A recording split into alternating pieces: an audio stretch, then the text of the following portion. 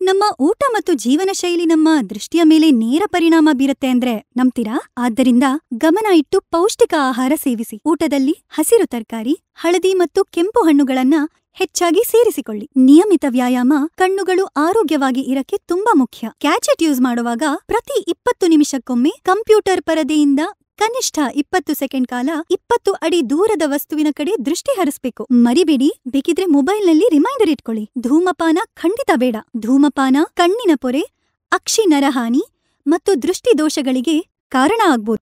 ಕಣ್ಣುಗಳನ್ನ ಮುಟ್ಟಕ್ಕೆ ಮುಂಚೆ ಕೈಗಳು ಶುಭ್ರವಾಗಿರಲಿ. ವೈದ್ಯರ ಸಲಹೆ ಪಡೆಯದೆ ಯಾವುದೇ ಔಷಧಿಗಳನ್ನು ಕಣ್ಣಿಗೆ ಖಂಡಿತ ಉಪಯೋಗಿಸಬಾರದು. ದೀಪಾವಳಿ ಹಬ್ಬದ ಸಮಯದಲ್ಲಿ ಪಟಾಕಿ ಸಿಡಿತದ ಗಾಯಗಳಿಂದ ದೃಷ್ಟಿಗೆ ಹಾನಿಯಾಗುವುದನ್ನ ತಡೆಯಿರಿ. ಅದರೊಂದಿಗೆ ಕಣ್ಣಿನ ಸಂರಕ್ಷಣೆ ಮಾಡಿ.